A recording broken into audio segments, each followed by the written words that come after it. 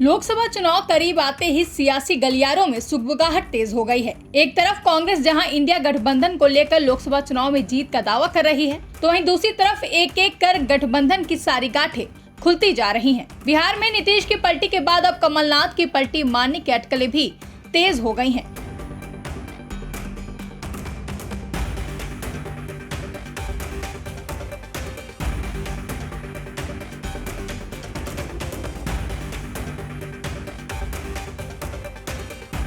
गांधी परिवार के करीबी दिग्गज कांग्रेस नेता और मध्य प्रदेश के पूर्व सीएम कमलनाथ को लेकर बीते कल बीजेपी में शामिल होने को लेकर अटकलें तेज हो गई हैं। दरअसल शनिवार को आनन फानन में भोपाल से दिल्ली पहुंचे कमलनाथ से जब बीजेपी ज्वाइन करने को लेकर सवाल किए गए तो उन्होंने ना तो स्वीकार किया और ना ही इनकार किया, जिसके बाद से ही अटकलों का बाजार गर्म हो गया है। अगर ऐसी कोई बात होगी, सबसे पहले मैं आप लोगों को ही कहूँगा। मैं तो कह रहा हूँ, इनकार की बात नहीं है, ये आप लोग कह रहे हैं, आप लोग एक्साइट हो रहे हैं। मैंने कहा मैं तो एक्साइट नहीं हूँ इस तरफ या उस तरफ, पर बात यह है कि अगर ऐसी कोई बात होगी, मैं आप सबको सबसे पहले खबर करूंगा।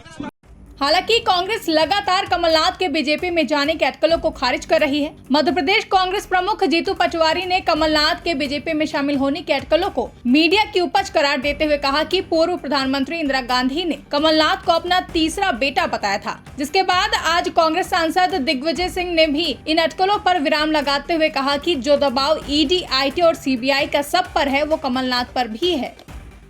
मेरी कमलनाथ जी से चर्चा हुई है, लगातार चर्चा उनसे हो रही है। हमारे कांग्रेस के नेतृत्व की भी उनसे चर्चा हो रही है और कमलनाथ जी जैसा व्यक्ति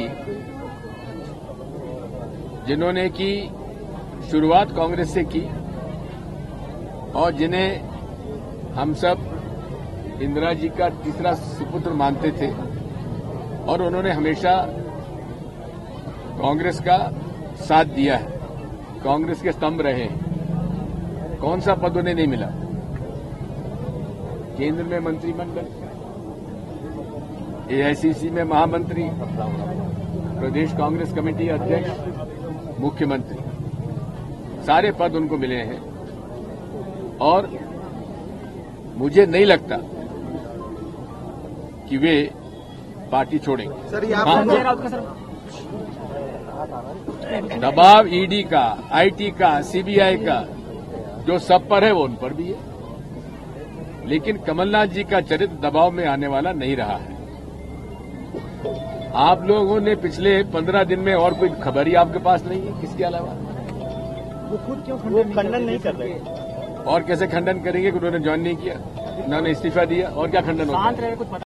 बहरहाल अब देखना काफी दिलचस्प होगा कि कमलनाथ 2024 के लोकसभा चुनाव में भाजपा के साथ मिलकर कमल खिलाएंगे या कांग्रेस के भरोसे को बरकरार रखेंगे। ब्यूरो रिपोर्ट, इंडिया पब्लिक खबर। फिलहाल के लिए इस खबर में बस इतना ही। देश और दुनिया की ऐसी ही तमाम बड़ी खबरों के लिए हमारे YouTube चैनल को सब्सक्राइब करें और बने रहें इंडिया पब्लिक खबर के साथ।